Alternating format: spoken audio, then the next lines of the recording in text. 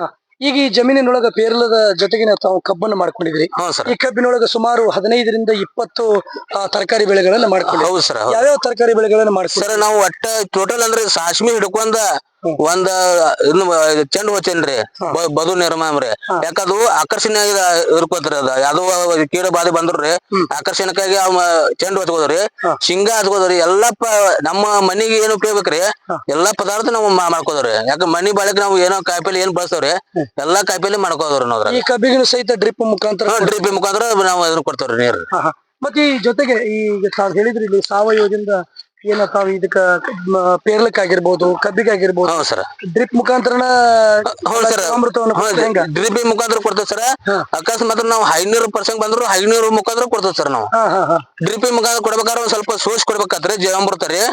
ಗೋಪ್ರತಾಮೃತ ಹಂಗ ಕೊಟ್ರೆ ನಡೀತದೆ ಸರ್, ಅದೇನ್ ಪರವಾಗಿಲ್ರಿ, ಅದ ಏನ್ ಇರೋದಿಲ್ರಿ. ಜೀವಾಮೃತ ಮಾತ್ರ ಸೋಸ್ ಕೊಡ್ಬೇಕಾಗತ್ರಿ. ಎಷ್ಟು ಎಕರೆ ಕಬ್ಬನ್ನು ತಾವ್ ಹಾಕಿದ್ರಿ ಈಗ? ಸರ್ ನಮ್ದು ಕಬ್ಬ ಐತ್ರಿ ಒಂದ್ 15 ಎಕರೆ ಐತ್ರಿ. ಲೀಜಿ ಮ್ಯಾಗ ಮಾಡಿದ್ದು ಆದ್ರಿ. ಈಗ ನಮ್ಮದ ಪ್ಯೂರ್ ಒಂದ್ 3 ಎಕರೆ ಐತ್ರಿ. ಎಲ್ಲಾ ಒಟ್ಟು ನಮ್ಮದ್ ಸಾವಯವ ಹಚ್ಚಿರಿ ಸರ್. ನಮ್ದು ಸಮಗ್ರ ಕೃಷಿ ಅನ್ಬೇಕು. ಆಜು ಬಾಜು ಬೆಳಿತಕ್ಕಂತ ರೈತರಿಗೆ ನಿಮ್ಗೆ ಏನ್ ವ್ಯತ್ಯಾಸ ಮಲ್ಲಪುರ ಅಂದ್ರೆ ಸರ್? ಆಜು ಬಾಜು ಅಂದ್ರೆ ಸರ್ ನಾವು ಇಲ್ಲಿ ನಮ್ಮ ಏರಿಯಾದಾಗ್ರಿ ಬಟ್ ಕಬ್ಬು ಇಲ್ಲಿ ರೇಣುಕಾ ಶುಗರ್ ಫ್ಯಾಕ್ಟ್ರಿ ಮಗಳ ಇರೋ ಬಗ್ಗೆ ರೀ ಎಲ್ಲಾ ಕಬ್ಬು ಬೆಳೆಗಾರ ಇಲ್ಲಿ ನಮ್ಮಲ್ಲಿ ಹಂಗ ಹಾಕಾರ್ರಿ. ಬಟ್ ನಾವು ರೈತರಿಗೆ ತಿಳಿ ಹೇಳಿದಂದ್ರಿ ಬಟ್ ರೈತರು ಏನ್ ಮಾಡ್ತೀರಿ ಸುಟ್ಟು ಬಿಡ್ತೀರಿ ಸದಿಗಳು. ಸದಿ ಸುಡಿದ್ರಲ್ಲಿ ನಮಗಲ್ಲ ಬಾಳ ನುಕ್ಸಾನ್ ಐತ್ರಿ. ಹಿಂಗ ಹಾಕಾರ ನಾವು ರೈತರನ್ನ ಈ ವರ್ಷ ನಾವೆಲ್ಲಾ ರೈತರಿಗೆ ಹೋಗಿ ಹೊಲಕ್ಕೆ ಭೇಟಿ ಆಗಿರಿ ಸದಿ ಸುಡಬ್ಯಾಡ್ರಿಪ್ಪ, ಅದ್ ಹಿಂದಿಲ್ಲ ನಾಳೆ ನಮಗ್ ಫಲವತ್ತಾಕತ್ ಭೂಮಿ. ಹಿಂಗ ಹಾಕಾರ ನಾವೆಲ್ಲಾ ರೈತರಿಗೆ ಮನವರಿಕೆ ಮುಡಿಸಿ ಈ ವರ್ಷ ನಾವು ಒಂದ್ 100ಕ್ಕ 12 ಅಂತೂ ಸುಡುದು ಬಂದ್ ಮಾಡ್ಸೇನ್ರಿ ನಾ. ಬಹಳ ಸಂತೋಷ.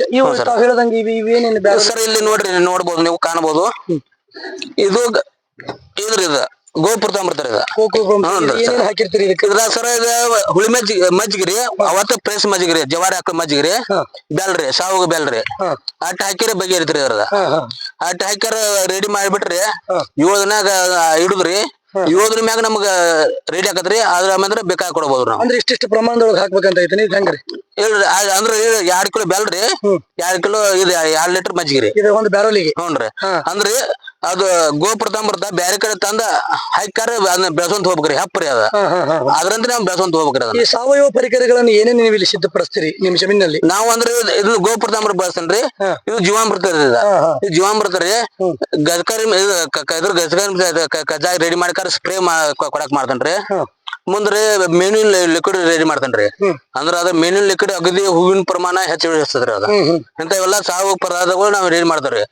ಮುಂದ್ ನಾವು ಬೇವಿನ ಎಣ್ಣೆ ವಾಪರ್ಸೇನ್ರಿ ಹಚ್ಚ್ರಿ. ಅದನ್ನ ಅಗದಿ ನಮಗ ಹುಳುದು ಕಂಡು ಬಂದ್ರ ಅಂತದ ವಾಪರ್ಸೇನ್ರಿ. ಒಟ್ಟಾರೆಯಾಗಿ ಅಂದ್ರೆ ಇದು ಪೇರಲದಿಂದ ಸಮಗ್ರ ಕೃಷಿ ಎಲ್ಲ ತಾವು ಅಳವಡಿಸ್ಕೊಂಡಿರಿ. ನಿವ್ವಳ ಆದಾಯ ಎಷ್ಟೈತಿ ಪೇರಲದಿಂದ? ಸರ್ ನಿವ್ವಳ ಆದಾಯ ಅಂದ್ರೆ ಸರ್ ಒಂದ್ ವರ್ಷಕ್ಕ 10ರಿಂದ 12 ಲಕ್ಷಕ್ಕ ಆದಾಯ ಐತಿ ಸರ್. 12 ಲಕ್ಷದ ಮಟ ಆರಾಮಾಗಿ ಸರ್. ಮೊದಲ ಈ ಕೃಷಿ ಒಳಗೆ ಜಿಗುಪ್ಸೆಗೊಂಡು ಈ ಗಿಡವನ್ನ ಹೊರಟಿದ್ರಿ ಸರ್ ಹೇಳ್ಬೇಕಂದ್ರಿ. ಅದ್ರಾಗಿಂದ ಬಾಳ ಸೋಲ್ಕೊಂಡವ್ರಿ. ಈ ನಂತರ ಈಗ ವರ್ಷ 2 ವರ್ಷದಿಂದ ರೇಟುನು ಜಾಸ್ತಿ ಆದ್ರಿ. ಹಿಂಗಾಕ ನಮ್ಗೆ ನೇರವಾಗಿ ಮಾರ್ಕೆಟ್ ಕೊಡಕತ್ತಲ್ರಿ. ಅವ್ರು ₹1 ಕಡಿಮೆ ಕೊಡ್ರಿ ನಮಗ. ನೇರವಾಗಿ ಅವ್ರಿಗೆಲ್ಲ ಲಾಭ ಆಕತ್ರಿ, ನಮಗ ಲಾಭ ಆಕತ್ರಿ. ಹಿಂಗಾಗಿ ನೇರವಾಗಿ ಮಾರ್ಕೆಟಿಂಗ್ ಮಾಡ್ರಿ ಸರ್. ಮತ್ತೆಲ್ಲಾದ್ರೂ ಪೇರು ಬೇಸಾಯವನ್ನ ತಾವು ಹೆಚ್ಚುವರಿಯಾಗಿ ಮಾಡ್ಕೊಂಡಿದ್ರೆ ಹೆಂಗ? ಹೌದು ಸರ್. ಏನಾತಂದ್ರೆ ನಮ್ಮ ಬಾಜು ಹೊಲ್ದವ್ರಿ ನಮ್ಮ ಬಾಳೆ ಅವ್ರ ಅಂತ ಹೇಗಾರ್ರಿ ಪಾಪ ಅವ್ರು ಮಾಡಾರಿಲ್ರಿ. ಅವ್ರ ಮನೆಯಲ್ಲಿ ರೈತರಿಗೆ ಕೊಟ್ಟು ಮಾಡಕ್ ಕೊಡ್ತಾರ್ರಿ.